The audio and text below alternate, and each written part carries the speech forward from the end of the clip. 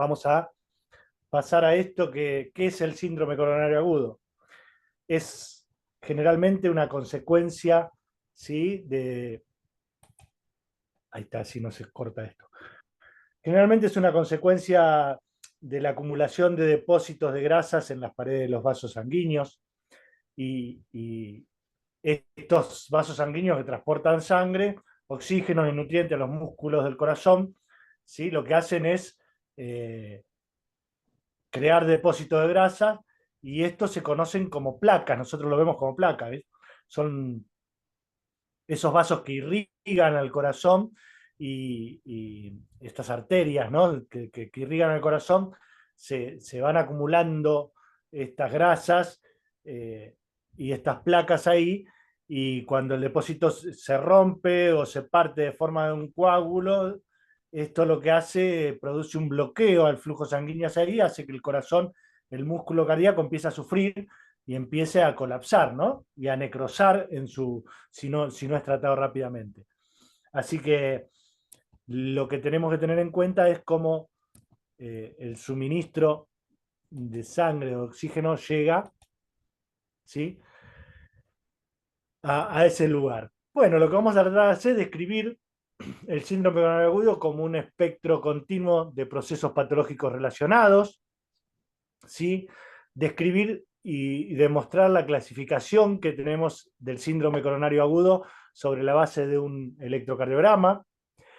Vamos a aplicar el algoritmo para el dolor torácico isquémico, cómo tratarlo, y vamos a analizar las posibles intervenciones terapéuticas. Eso es lo que vamos a ver en esta charla, que me parece que es lo básico para que nosotros como enfermeros y tratemos en el paciente y que tengamos que saber. Vuelvo a repetir, como digo siempre, eh, te, uno puede eh, tener eh, analizar o tener pautas para hacer, pero nosotros llegamos hasta cierto punto, no somos cardiólogos, ¿sí? Hacemos cuidado de lo que es la parte cardiológica. Por eso tenemos que tener el conocimiento, pero no tenemos por qué especificar todo ese conocimiento en detalles que no nos competen y que no podemos cuidar. O sea, nosotros no vamos a poder cuidar o hacer cosas eh, sobre el diagnóstico específico de algo, sino sobre el diagnóstico, lo que vamos a hacer es los cuidados. Bien, si hablamos de fisiopatía, lo que tenemos que entender es qué nos puede pasar y qué podemos encontrar ante esto que estábamos hablando recién, de la formación precoz de la placa, ¿sí? Que según la formación que vaya teniendo, se va a ir ampliando, ¿no? En una angina inestable, depende cómo esté la formación, si es significativa o no, si es precoz o la placa eh, produce una rotura de trombo, ¿sí? Y va a ser una angina inestable. Esta angina inestable puede ser que se transforme en un YAM, ¿sí? Con elevación del ST o sin elevación del ST. ¿Qué significa esto? El ST, estamos hablando del electro, por supuesto. Cuando hay elevación, lo que está diciendo que estamos ante una angina más precoz que podemos trabajarla y resolverla, ¿sí? Y las anginas inestables, tanto como el YAM sin elevación del ST, tienen que ser resueltas rápidamente porque si no, el cetaponamiento lo que va a hacer es trabajar sobre una isquemia posterior en el músculo cardíaco. Entonces, como dijimos antes, nosotros vamos a tratar de ir viendo cuál es el procedimiento que tenemos que ir haciendo, ¿no? Entonces, eh, ante encontrarnos con una persona con dolor de pecho, ¿sí? No, lo primero que no tenemos que descartar que sea un dolor, que estemos hablando de esto, que estemos hablando de una angina o estemos hablando de un infarto del miocardio, ¿no? Entonces, lo primero que hacemos es, ante un dolor torácico sugestivo de isquemia, empezar a hacer tratamiento. Lo primero que vamos a hacer es monitorizarlo. Si lo podemos monitorizar dentro de una institución, vamos a tener monitores más complejos. Si mayormente el que le duele el pecho o algo nadie va y le duele el pecho directamente en un centro médico, ¿no? Le empieza a doler o en la casa, o en el trabajo, o en camino, o haciendo algún deporte o algo de eso, y mayormente lo que se llama es al servicio de emergencias médico, ¿sí? Y el servicio de emergencias médico, ¿qué va a hacer? Una evaluación, primero una evaluación, va a hacer signos vitales, ¿eh? Y va a tratar de hacer un tratamiento previo. En este tratamiento previo podemos hablar de monitoreo, ¿sí? Vamos a ver el ABC, ¿sí? Apertura de la vía aérea, cómo está, si ventila, cómo está toda su parte cardíaca, ritmo, ¿no? Si tenemos alguna cuestión de descompensación, tenemos que tener siempre conocimiento sobre reanimación cardiopulmonar, tener un desfibrilador cerca. Para estos pacientes es importante calmarles ese dolor. Para calmar el dolor se le da morfina mayormente o se le da un analgésico fuerte. Oxígeno, ¿sí? Se le va a oxigenar. Acuérdense que lo que está pasando con este corazón que está sufriendo, lo que no está con una placa o algo, y lo que no le está llegando es oxígeno a a ese músculo, y al no llegarle el oxígeno está sufriendo. Se le va a dar nitroglicerina. La nitroglicerina lo que hace es dilatar, ¿sí? Las arterias, las va a abrir, les va a dar lugar para que esa placa pueda salir de ese lugar, o por lo menos le va a dar paso a la sangre oxigenada para que llegue a ese lugar y pueda perfundir hasta que sea tratamiento definitivo. Y se le va a dar la aspirina, ¿sí? La aspirina que se le va a dar en una dosis de 160 o 300 miligramos para que la aspirina lo que hace es destruir esa placa para que pueda darle tiempo a este paciente para que tenga un tratamiento posterior. ¿Sí? Si estamos en el prehospitalario, como les decía, tiene que avisarse al hospital receptor que llevamos un paciente. Mayormente no es importante llevarlo rápidamente al más cercano, sino al que tenga posibilidades de hacerle tratamiento a este paciente y no perder tiempo, ¿no? Entonces, alertamos al hospital sabiendo que tiene que tener un centro de hemodinamia o chequear la lista de fibrinolisis si tiene, para organizar dentro de la recepción y que estén esperando a este tipo de pacientes que vienen con dolor de pecho y que pueden tener un infarto del miocardio, ¿sí? O una angina de pecho que necesita ser tratada rápidamente. Nunca vamos a olvidar de que todo paciente con dolor de pecho, lo primero que tenemos que trabajar es tiempo, y el tiempo es oro. Cada vez que pasa tiempo y tenemos una parte de músculo cardíaco que no está siendo irrigado con nutrientes y oxígeno, estamos viendo morir parte del músculo, y si se muere parte del músculo está muriendo parte de la bomba, y estamos dejando a este paciente con lesiones que no van a poder recuperarse de nuevo. Bien, entonces en la evaluación inmediata, como dijimos recién, vamos a hacer el control de signos vitales más la oximetría, ¿sí? Paciente se le va a dar oxígeno. Vamos a buscar tener un acceso intravenoso, vamos a hacerle un ECG de 12 derivaciones, ¿sí? Vamos a hacerle en el MESI el examen físico del paciente, ver que el dolor precordial sea por cuestiones cardíacas, o si hay de otras cuestiones también para hacerlo. Chequear la lista de fibrinolisis, ¿sí? Vamos a buscar marcadores cardíacos, tanto de electrolíticos, coagulación, le vamos a hacer una placa de tórax, ¿sí? Y vamos a ir en el tratamiento inmediato, como dijimos antes, oxígeno a 4 litros minutos más o menos para tener una saturación mayor a 90, del 90%.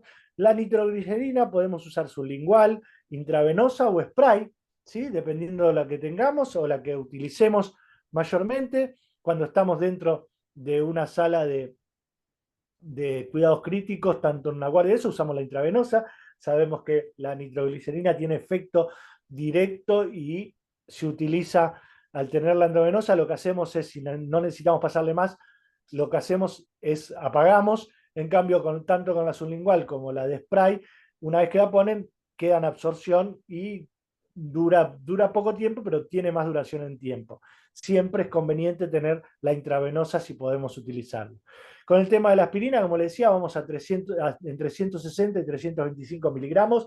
Vamos a hacer que la mastique, ¿sí? Para que tenga mayor absorción por los vasos sanguíneos que tenemos bajo la lengua. ¿sí? Y la morfina le vamos a pasar endovenosa si el paciente tiene dolor, ¿sí? Vamos a hacer el electrocardiograma y vamos a evaluar el ECG de 12 derivaciones, ¿sí? Evaluar para ver qué tipo de lesión tenemos ahí. Vamos a desglosar un poquitito esto de usar el por qué usamos este tipo de tratamiento, ¿no? Cuando usamos oxígeno, el fundamento es que puede limitar la lesión del miocardio isquémica, ¿sí? Porque le va a oxigenar esa parte, o va a hacer fuerza de oxigenación, va a hacer que no tenga esforzarse tanto el músculo cardíaco para oxigenar, y le va a dar un tiempo, ¿sí? Para que no haya lesión isquémica.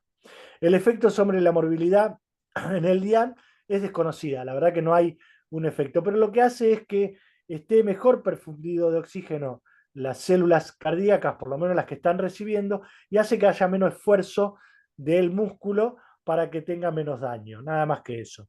Como recomendación, en el IAM no complicado es ineficaz después de 6 horas, ¿sí? Y en el IAM complicado tenemos que cuestionarnos si hay congestión pulmonar y buscar una saturación de más del 94% y administrarnos hasta corregir la hipoxemia, ¿no?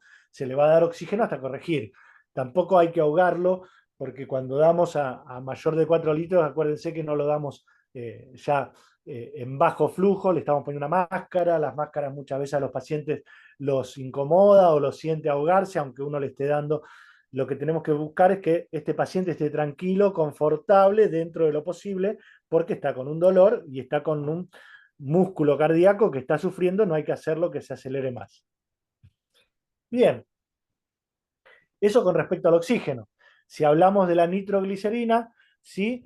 El fundamento, como les decía antes, es un dilatante, dilata las arterias coronarias y el músculo liso arterial, arteriolas y venas, o sea que reduce el dolor isquémico al producir esta dilatación, hace que tenga posibilidades de hacer que la placa o el trombo no intervenga en el paso, ¿sí? Del oxígeno y los nutrientes hacia ese lugar que está sufriendo, ese lugar de músculo que está sufriendo. Cuando hablamos de infusión, ¿sí? Tenemos que hablar de 10 a 20 gamas minuto, ¿sí? Tenemos que saber calcular las gamas, acuérdense que las gamas tienen correlación con, con el peso del paciente, ¿sí?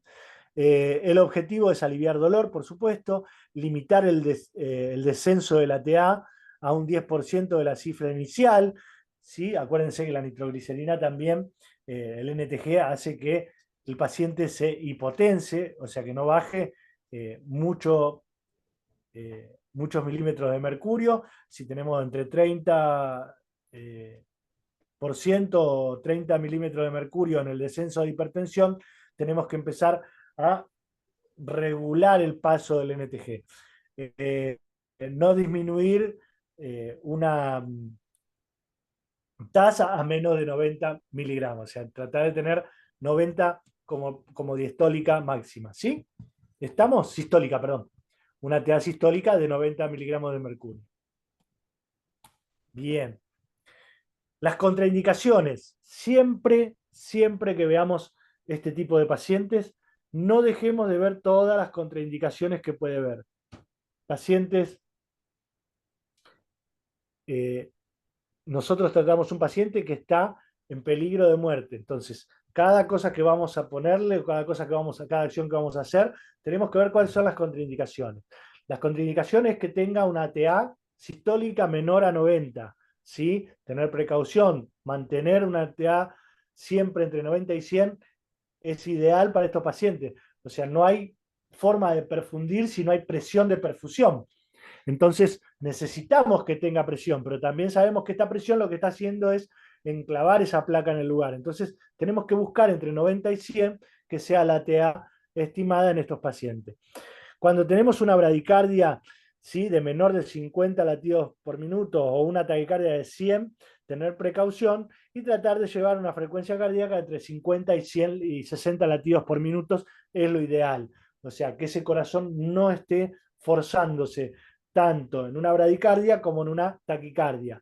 Acuérdense que el ventrículo en una bradicardia lo que está haciendo es eyectar, ¿sí? Eyectar sangre con mucha más fuerza o tratando de llegar a lugares donde no está siendo perfundido y no le va a dar la fuerza y presión necesaria si lo hace lento. Entonces, lo ideal es que esté entre 50 y 100 latidos por minuto.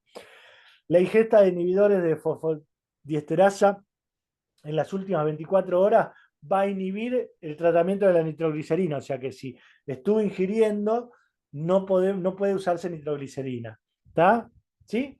Y precaución en el infarto del ventrículo derecho. Si yo puedo identificar en el electro de 12 derivaciones, hacer un posterior, hacer un inferior y un superior, y vemos que el infarto está localizado, se puede ver bien que está en el ventrículo derecho, ¿sí? Tener precauciones con la nitroglicerina, porque también al dilatar ahí estamos hablando de dilatación de venas que van al pulmón, o sea que no va a tener la oxigenación necesaria, que es lo que nosotros estamos tratando de traer para este músculo. Bien, si hablamos de la aspirina, tenemos que hablar que como fundamento inhibe la agregación plaquetaria. Como les dije antes, ¿sí? Evita la reoclusión coronaria y la recurrencia de eventos después del tratamiento con fibrinolíticos. Es eficaz en la angina inestable. Es muy eficaz en la angina inestable. Como recomendación para todos los síndromes coronarios agudos, excepto con alergias, ¿no? Por cierto, si hay una alergia a la aspirina no le vamos a poder dar, ¿sí? Que ahí tenemos en clase 1, pero como recomendaciones para todos los síndromes coronarios agudos, la aspirina. La dosis es entre 160 y 325 miligramos, la que tengamos a mano, ¿sí? Y la cantidad necesaria. Empezamos con 160 si tenemos de 160, porque podemos darle dos, ¿sí? Simplemente trabajarlo por ese lado. O sea, le damos una en primera instancia y otra después para que vaya trabajando y no sea tan agresiva. No se olviden que como contraindicación puede producir úlceras, o a los pacientes que tienen úlceras no le vamos a poder estar dando, vamos a tener que darle con protector gástrico seguramente. Ver que no tenga cubierta entérica, ¿sí? Vía oral, por supuesto, el paciente tiene que estar consciente, triturada o masticada eh, o supositorio, todas son viables. ¿eh? Lo que mejor se da es que esté consciente el paciente y se le da masticable. Como contraindicación, como decía antes, puede traer úlceras, ¿sí? Si tiene úlceras péptidas activas, seguramente lo que va a hacer es eh, ponerla más en dolor, le va a producir más dolor, pero en la parte de úlcera y todo puede activarlas. Y alteraciones por sangrado, ¿sí? En alguna enfermedad hepática. O sea que en pacientes que tienen esto, vamos a tener precauciones, más que contraindicaciones, tener precauciones. Y el tema de alergia sí es una contraindicación. Si es alérgico, no se la vamos a poder dar. Bien, pasamos ya como última de las que le podemos dar, la morfina. Me gusta fundamentar porque se la damos. La morfina dilata las arterias y venas, reduce la pre y la poscarga, importantísimo en este tipo de situaciones, y reduce el dolor torácico, hace analgesia, o sea que un paciente con dolor está taquicárdico, nosotros necesitamos bajar esa taquicardia por dolor.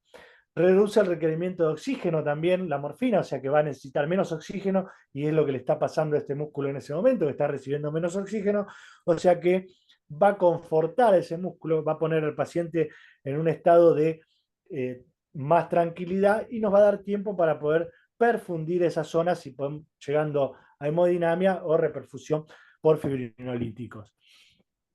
La recomendación es que paciente con dolor isquémico que no alivia con la nitroglicerina para redistribuir volumen sanguíneo en pacientes con eh, EAP. ¿Sí? O sea, vamos a tratar de que los pacientes tengan eh, una redistribución del volumen sanguíneo. Entonces vamos a pasarle la morfina, ¿no? La recomendamos ahí, pero si no, simplemente para aliviar el dolor, que no alivie con el NTG, ya es suficiente y eso es lo que nosotros necesitamos. La dosis es de 2 a 4 miligramos endovenosos, ¿sí? Se dan en bolos o se puede dar en infusión continua, dependiendo de cómo está el paciente, lo vamos a ir haciendo. Como contraindicaciones, también es hipotensor, ¿sí?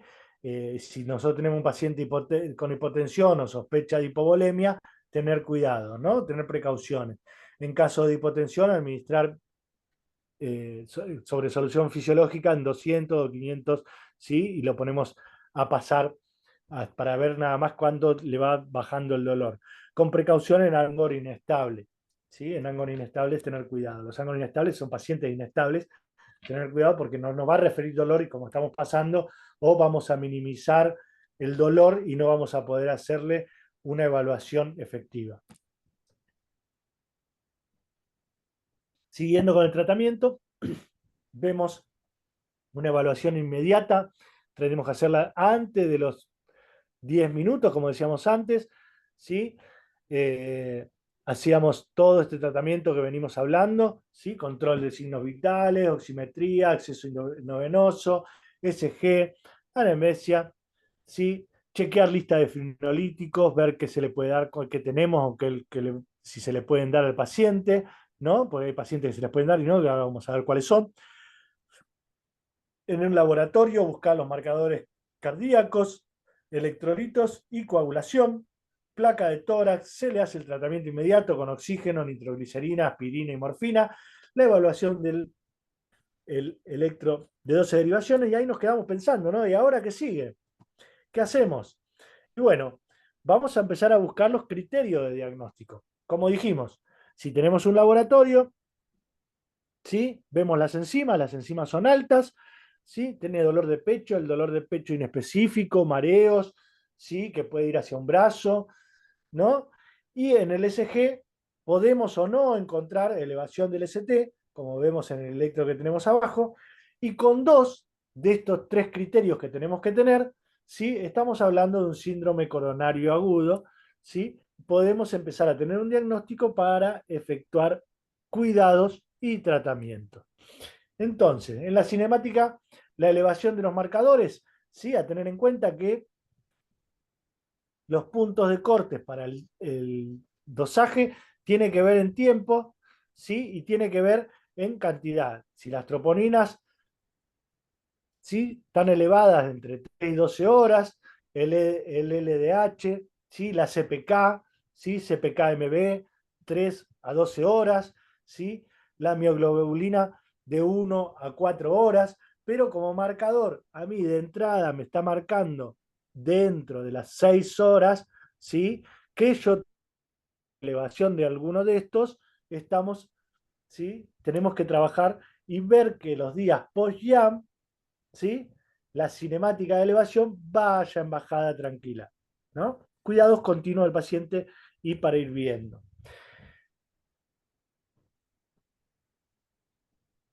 ¿Qué podemos hacer con los marcadores séricos CPK y CPK-MB, que son los que nos van a marcar si estamos o no?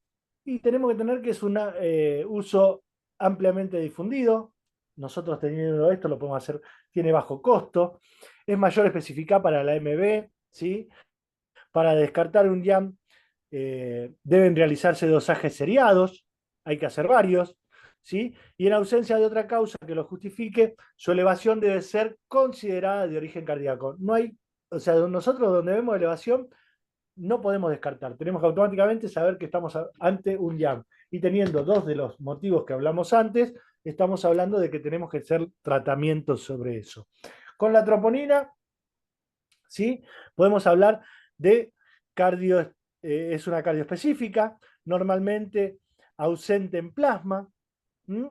Utilidad diagnóstica y pronóstica del YAM, permanencia prolongada en el plasma, baja tasa de falsos positivos, ¿sí? Eso tenemos que tenerlo en cuenta, así que podemos trabajar. Y la desventaja es que es muy cara, ¿sí? Y la ausencia de su elevación no descarta que sea un síndrome coronario agudo, pero es muy específica. Si podemos hacer troponinas T, está bueno tenerlo como indicador para que nos vaya dando esto. Eh, ¿Qué significa? ¿Cuál es el significado de las troponinas T negativas? Y puede ser de origen no coronario, ¿no? Muchas veces tenemos pacientes que tienen dolor coronario, que les duele el pecho, les duele el pecho,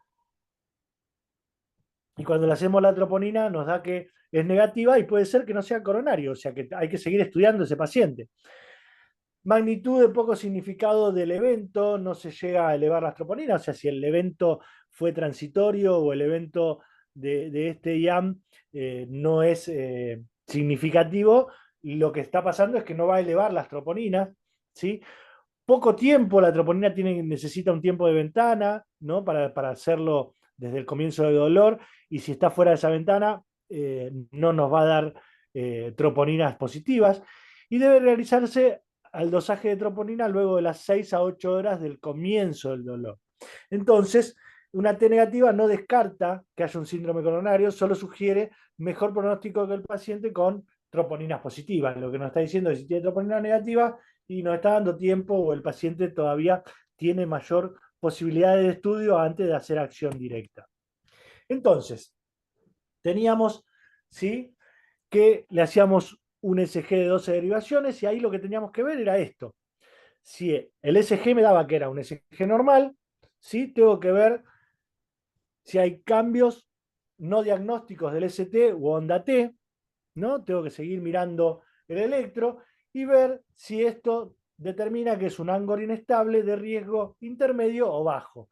O sea, si yo no tengo cambios en el ST, si tengo un SG normal y todo, y estoy hablando de un Angor inestable, sí, pero es de riesgo intermedio o bajo, o sea que el tratamiento puede seguir adelante de este paciente. Después tengo que tener una depresión del ST, ¿sí? Inversión dinámica de la onda T, es un Angor inestable de alto riesgo, ¿sí? Estamos hablando de un YAM sin elevación del ST, ¿no? Porque estamos con una depresión del ST, y estos son de alto riesgo. Tenemos que trabajar rápidamente. Y una elevación, el que más nos gusta ver, porque lo vamos a encontrar rápidamente y lo vamos a ver, es el de la elevación del ST, ¿sí? Entonces podemos presumir que es un evento nuevo, ¿sí? Y en tratamiento de la elevación del ST, lo que tiene son mejor resultado. ¿Está? O sea, es de alto riesgo, pero en tratamiento rápido, si nosotros lo pasamos fibrinolítico o va a hemodinamia, una elevación del ST puede tener menos riesgo. Estamos hablando de un evento nuevo, ¿sí? Presumiblemente eh, con mucha resolución inmediata. Entonces, vamos a trabajar sobre la elevación del ST. Vamos a ver qué es la elevación del ST, porque si no, no entendemos qué estamos hablando. Estamos hablando de un electro, ¿sí? Donde nosotros vamos a ver que tenemos onda P, ¿sí? Que puede estar bien o mal, QRS, y el QRS, en vez de bajar a la línea de base, lo que hace es, antes de bajar, se conecta con la T, y esa S queda conectada a la T, que lo que está diciendo es que esa parte del ventrículo está produciendo, está teniendo un daño, ¿sí? Se está como lastimando. Eso es lo que nos dice esta elevación del ST. Como pueden verlo aquí, ¿sí? Van a verlo, la elevación del ST, ¿sí? Pero también van a ver que en algunas no está esa elevación, B3 y todo. Puede estar en algunas de las derivaciones, pero si nosotros la vemos, lo que tenemos que sospechar que es un infarto del miocardio con elevación del ST. Bien, elevación del ST puede ser nuevo, ¿sí? Estamos acá, como pueden ver, tenemos D1, en D2, en D1 no vamos a tener elevación, en D2 tenemos elevación, en D3 vamos a tener elevación. Acuérdense que ABR va a ser negativo, ¿sí? ABL también va a ser negativo, ABF positivo, ¿sí? Para arriba, y B1, B2 por ahí no la vamos a ver, como no vimos en D1 y D2, pero después en B3 lo vamos a ver, ¿sí? En B4 lo vamos a ver, y acá lo que vamos a poder decir es que tenemos un infarto del miocardio con elevación del ST, ¿sí?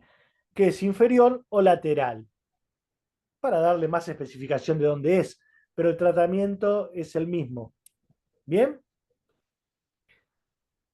Seguimos con el tema de la elevación del ST, ¿sí?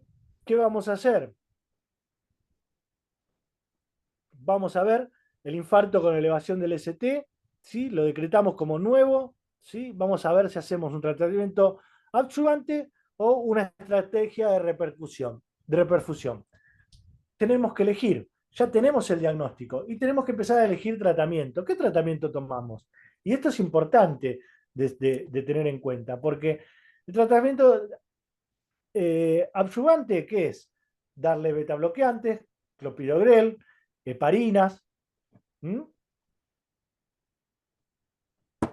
Este tipo de pacientes se empiezan a tratar en este tipo de condiciones cuando vemos que va pasando el tiempo, ¿sí?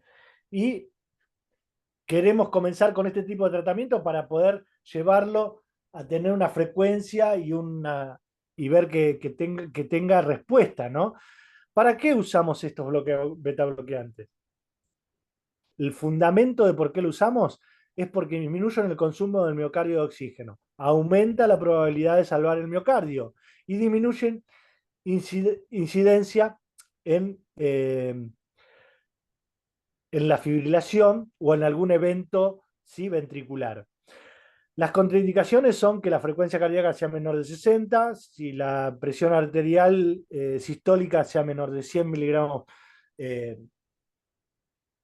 sea menor a 100, que haya una insuficiencia del ventrículo izquierdo, moderada o grave, ya anterior, ¿sí? Que haya un bloqueo AB de segundo grado o tercer grado, donde vamos a tener que hablar de marcapaso, como contraindicación en pacientes con asma aguda o con enfermedad relativa a las vías respiratorias también, que tengan neumonías o algo, pacientes que estemos, hagamos nosotros con asma o neumonía, tenemos que ver que los bloqueantes beta tenemos que tener cuidado, ¿sí?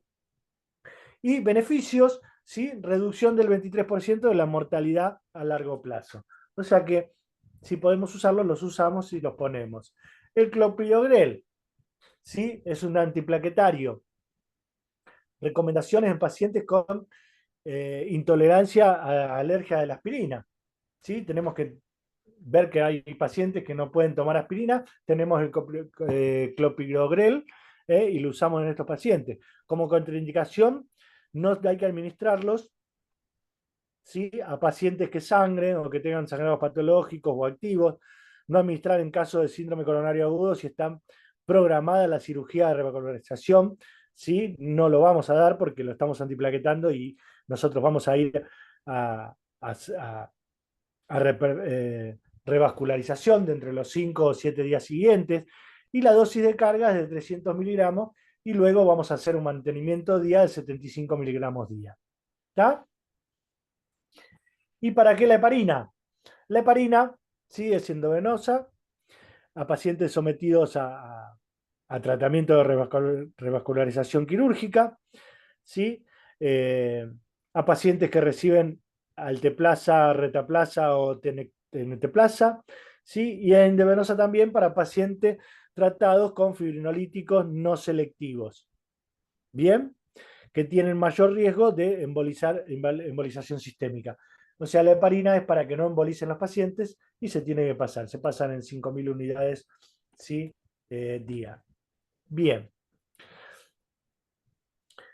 La heparina es efectiva, el peso de la evidencia avala su uso, por eso la seguimos usando, ¿sí? Hay que tener cuidado que no, pacientes que no reciben fibrinolíticos y administrar durante 48 horas seguro, ¿sí? Hay que seguir usándolo.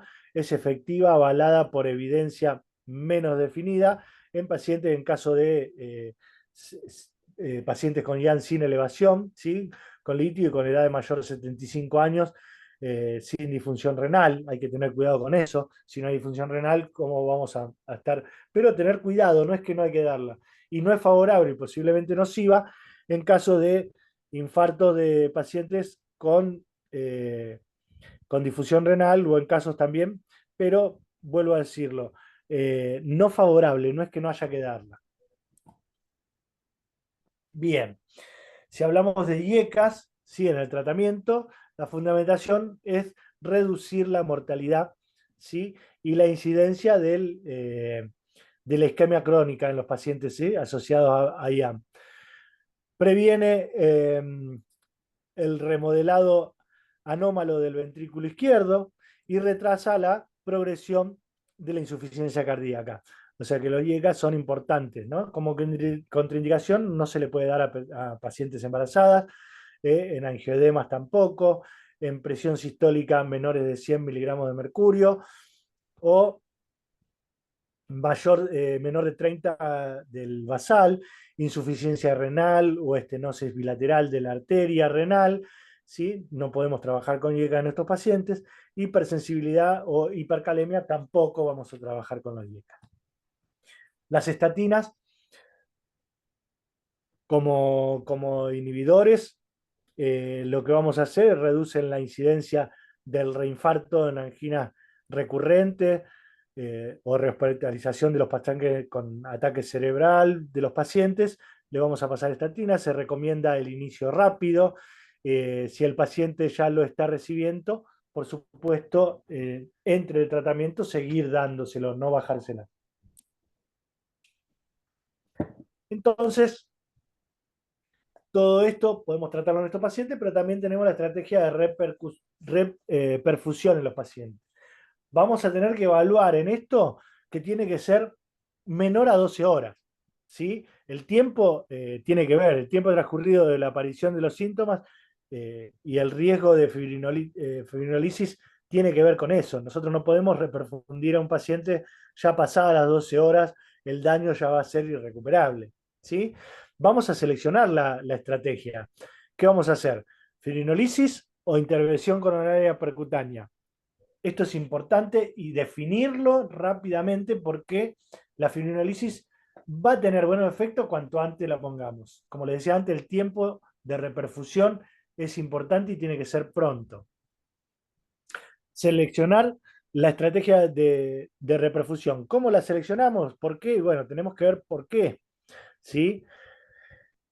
El objetivo es puerta aguja, tratar de que dentro de los 30 minutos que tenga resolución rápida. Eso va a hacer que el ventrículo izquierdo no reduzca su función y pierda, reduzcamos también la mortalidad del paciente. El tratamiento precoz siempre limita, ¿sí?, que el infarto haga mayor daño. Si vamos a hablar de fibrinolisis, presentación dentro de las 12 horas, ojo con los infartos intensos, ¿sí? Pacientes jóvenes con riesgo más bajo de hemorragia intracerebral, vamos a usar fibrinolisis porque necesitamos hacer una repercusión rápida y la fibrinolisis seguramente va a estar en todos lados.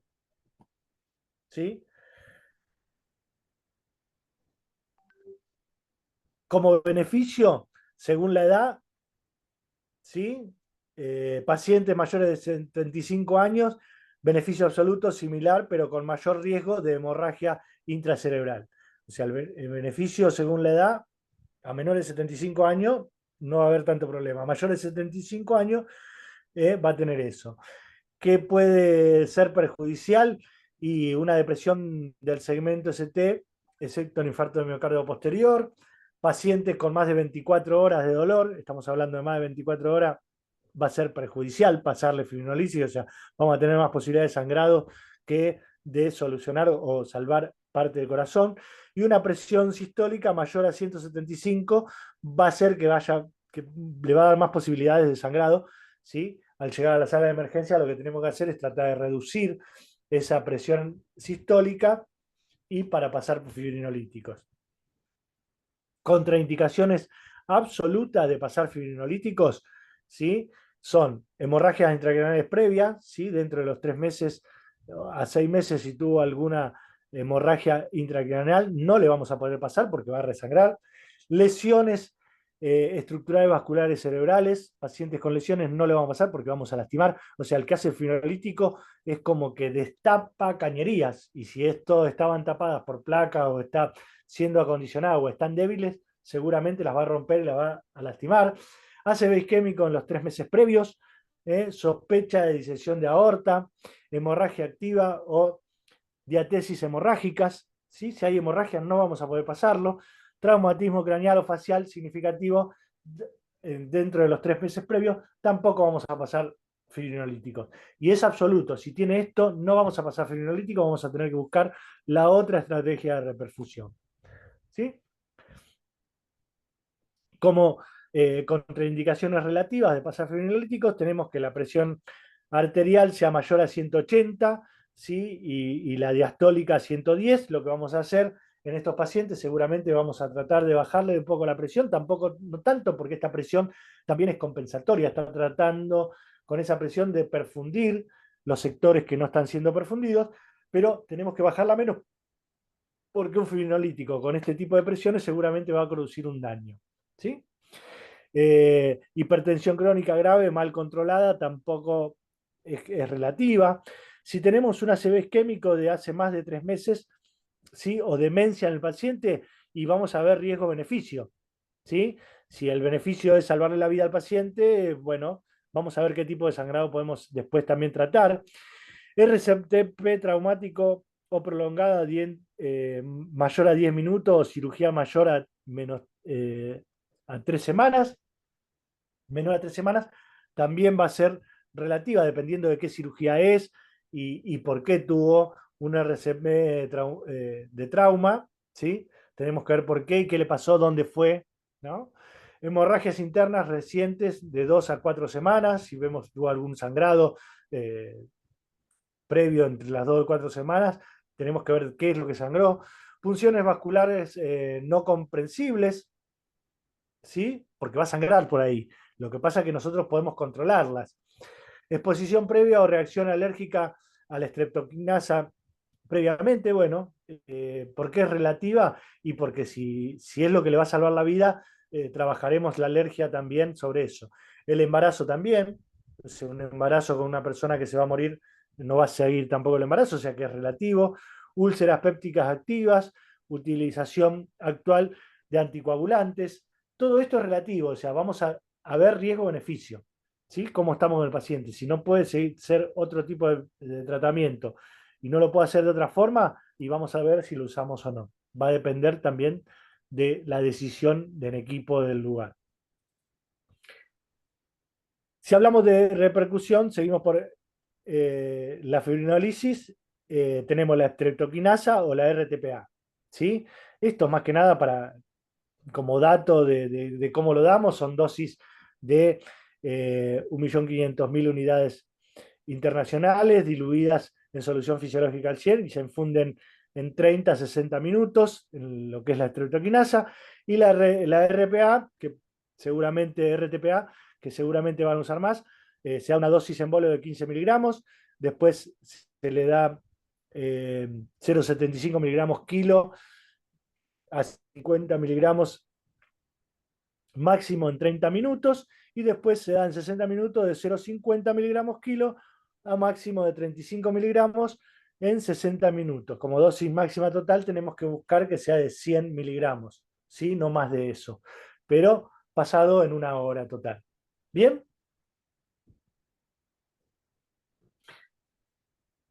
Seleccionar la estrategia de repercusión. Seguimos en los criterios de reperfusión coronaria. Lo que tenemos que tratar en la parte clínica es disminución del dolor al 50%. Tenemos que tener un SG con una disminución del 50% de la sumatoria LST intratrombólico intratrombolítico, y a los 60 minutos bajar a ese 50%, o sea, la elevación que tenemos tiene que bajar un 50%, y en las enzimas tenemos que tener un aumento en la CPK al doble del basal a los 60 minutos del trombolítico.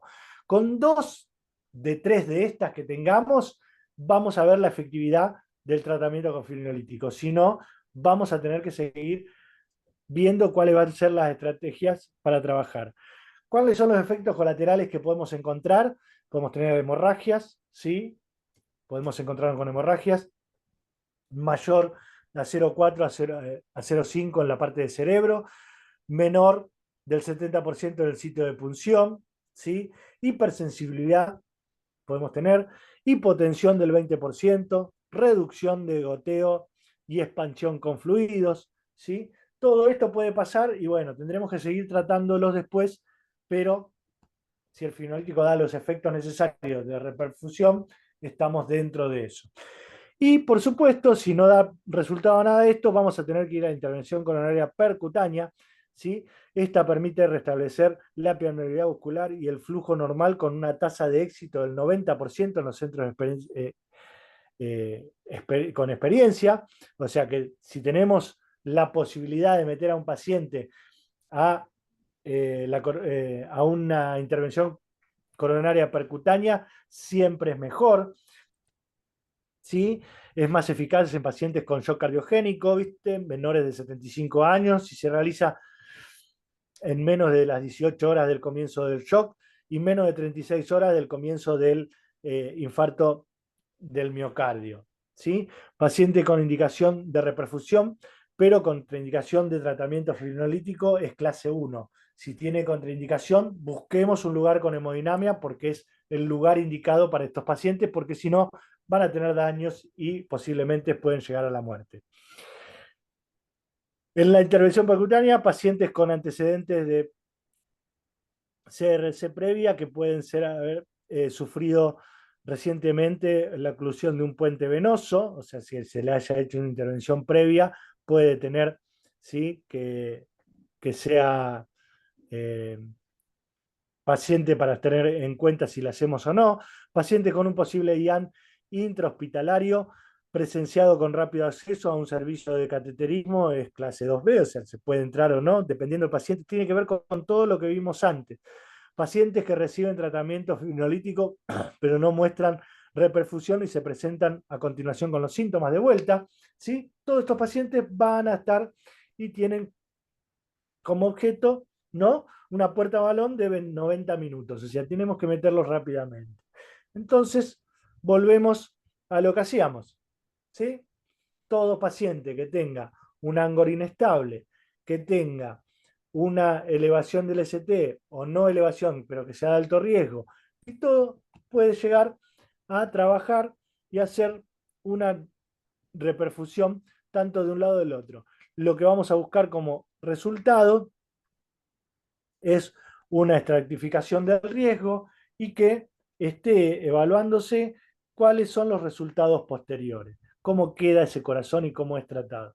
Fíjense que en una angina inestable podemos evaluar con este ECG que el paciente tiene que ser rápidamente tratado porque tiene una depresión del SC, ¿sí? Seguimos con otro tipo de angina inestable, donde no vemos, lo que vemos es acá, es una T picuda, ¿sí? Donde están marcadas, que también estamos hablando de una angina inestable, pero con menor daño o menos tiempo, ¿sí? Entonces, tenemos algunas estratificaciones de riesgo para evaluar, ¿sí? Si indica indicación de riesgo alto, tenemos que ver los antecedentes y vamos a dar una puntuación a cada uno en la escala de riesgo TIMI. Esto se lo pueden bajar, tienen el teléfono y todo, pero para que sepan cuáles son los antecedentes es edad mayor a 65 años, ¿sí? 3 factores de riesgo de enfermedad coronaria, con antecedentes, por supuesto, que tengan familiares, que tenga hipertensión arterial, hipercolesterolemia, diabetes, que sea fumador actual, ¿sí? Todo eso le va a dar puntajes donde nosotros vamos a ir marcando. Estenosis previa a la arteria coronaria más del 50%, mayor al 50%, utilización de aspirina en los últimos 7 días, síntomas recientes y graves de angina, desviación del segmento ST a 0,5 milímetros, marcadores cardíacos elevados como la ZPK, MB y la troponina, que ya hablamos anteriormente. Entonces, una angina inestable, ¿sí? Con elevación del ST, sin elevación del ST, perdón, es un tratamiento coadyuvante, vamos a todo lo que vimos antes, NTG, bloqueantes, clopidogrel, inhibidores del SGT, GP. El centro médico cuenta con estrategia invasiva precoz, si tenemos hemodinamia o no, eso lo tenemos que tener en cuenta. ¿Sí? Si tenemos estrategia invasiva precoz, definir la anatomía de las arterias coronarias, realizar esto, pasar el clopidogrel, cirugía de revascularización miocárdica, trabajarlo y ver en las estrategias, seguir con el clopidogrel, control cardiológico, valorar los indicadores de riesgo y de alto riesgo en estos pacientes. Con riesgo intermedio, ¿sí? Vamos a hablar si hay desarrollo de indicadores de riesgo alto, si no lo hay, va a tener una alta hospitalaria, si lo hay, va a seguir en estrategias, ¿sí? Seguimos en la estrategia de ingreso a la unidad del dolor torácico, repetir SG, control de enzimas, consideración farmacológico y de esfuerzo. Y como conclusión, en el síndrome coronario agudo, ¿sí? No olvidar que las aspirinas a todos los pacientes con dolor sugestivo de síndrome coronario agudo, la aspirina es para todos, ¿sí? Monitorizamos al paciente continuamente, estos pacientes tienden a tener cambios significativos durante todo el tratamiento y durante todo el tiempo. La estratificación de riesgo se basa en el análisis del SG de 12 derivaciones, que eso fue lo que tratamos de aprender y hacer en estos 2 días. Los pacientes con YAM con elevación del ST requieren reperfusión rápida, fibrinolíticos o por repercusión en hemodinamia, y el tiempo es músculo. Siempre tenemos que tener en cuenta que el tiempo es músculo, y si nosotros trabajamos contra reloj, lo que vamos a hacer es darle más posibilidad de vida a estos pacientes. Los pacientes con angina inestable necesitan que se estratifique su riesgo, ¿sí? Recién vimos cómo estratificarlo y todo, y los tratamientos complementarios, tanto aspirina, heparina, clopidogrel, son importantes para mejorar el resultado. Estos pacientes no se pueden ir a la casa sin un tratamiento posterior para que vayan y puedan seguir con su vida natural en, en, en su casa y en su vida. Nosotros lo que tratamos es darles mejor sobrevida a los pacientes, y creo que si descubrimos eh, un infarto, si podemos tratar este infarto y somos en equipo, trabajando como enfermeros, médicos y todos, descubriendo a tiempo, trabajando al tiempo a favor del paciente, lo que vamos a lograr es salvar vidas. Muchas gracias.